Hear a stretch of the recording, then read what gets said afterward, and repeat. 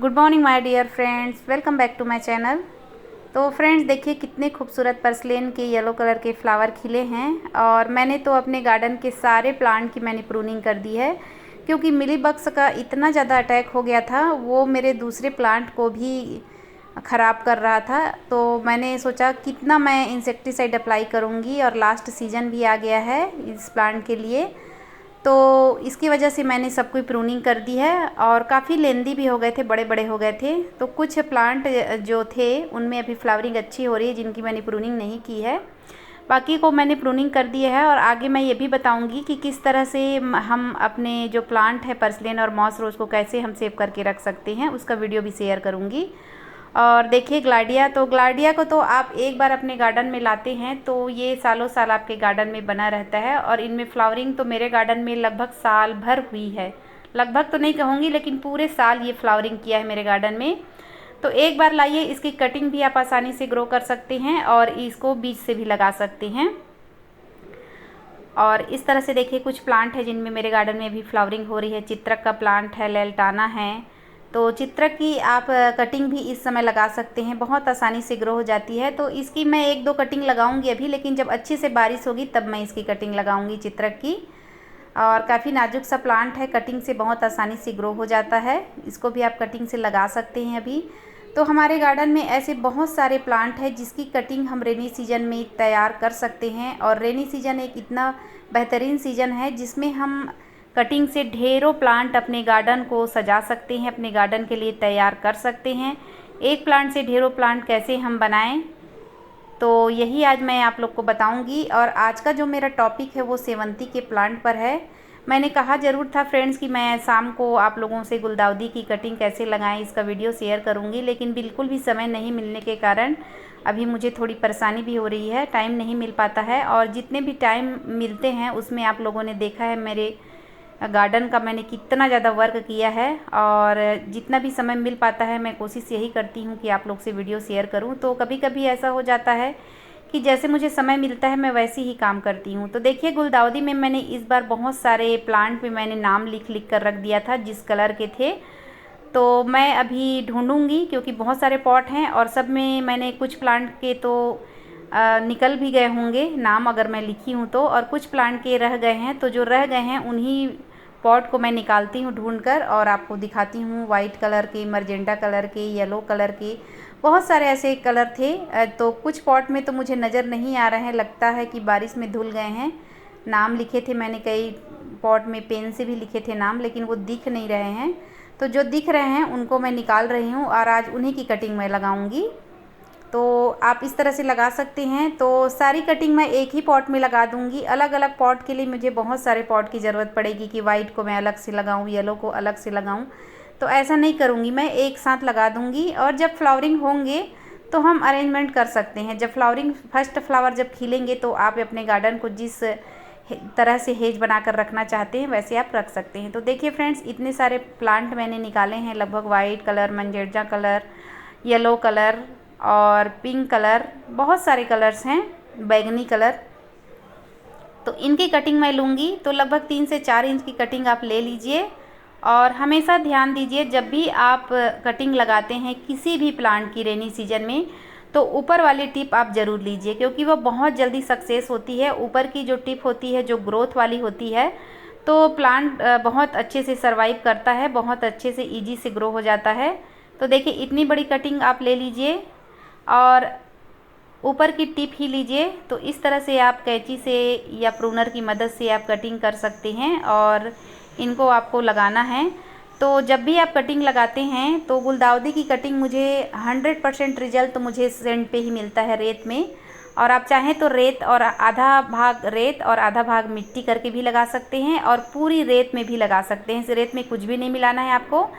जो नदी की रेत होती है, जो हमारे घर बनाने के काम आते हैं, वो वाली जो रेत है उसी का इस्तेमाल करना है हमें।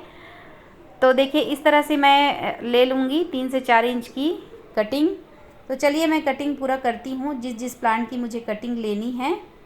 उसके बाद आपको ध्यान देना है, जब भी कटिंग हम लगाते हैं तो जिस प्लांट की हम कटिंग लगाते हैं उनकी पत्तियाँ बिल्कुल इस तरह से नीचे से हमें रिमूव करनी है। देखिए इस तरह से, ताकि वो पत्तियाँ मिट्टी से या सैंड से टच ना हो और पत्तियां ख़राब होने के बाद फंगस अटैक का बहुत ज़्यादा चांस रहता है।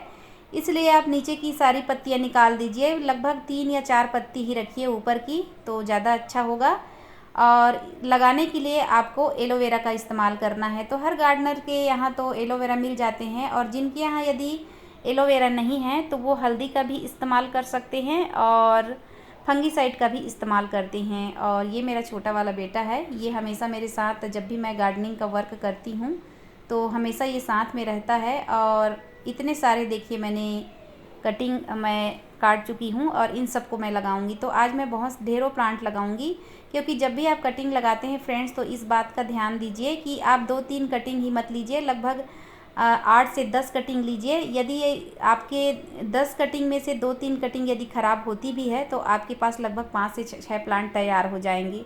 तो कटिंग हमेशा ज़्यादा लगाइए, ज़्यादा क्वांटिटी में ही लगाइए, क्योंकि उसमें ख़राब भी होंगे प्लांट तो हमारे पास प्लांट बचेंगे भी। सभी प्लांट ख़राब होंगे ऐसा मैं नहीं कह सकती, और सभी ग्रो होंगे ऐसा भी नहीं कह सकती। मौसम पर डिपेंड करता है।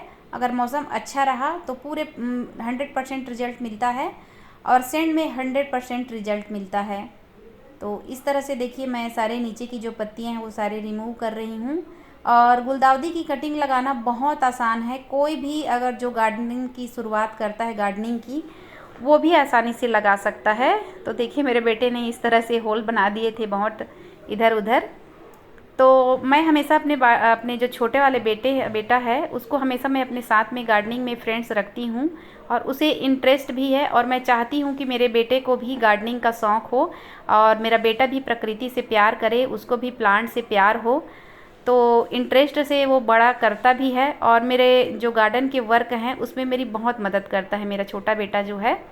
तो इस वजह से मैं उसे हमेशा अपने साथ में ही रखती हूँ, और वो लगन से करता भी है। और मैं चाहती हूँ कि जो मेरा गार्डन है, कभी मैं बीमार हो जाऊँ या कभी मेरी तबीयत अचानक ख़राब हो जाए तो ऐसी परिस्थिति में मेरे प्लांट बेचारे ऐसे ही ना रह जाएं, तो मेरा बेटा ख्याल रखे, इस वजह से मैं उसको इन्वॉल्व भी करती हूँ। तो देखिए इस तरह से एलोवेरा लेना है, और जो कटिंग है उसको एलोवेरा में इस तरह से डीप करना है। और देखिए मैं उसकी मदद ले रही हूँ, क्योंकि कैमरा पकड़ के आपको कटिंग लगाकर दिखाना थोड़ा सा डिफ़िकल्ट होता है।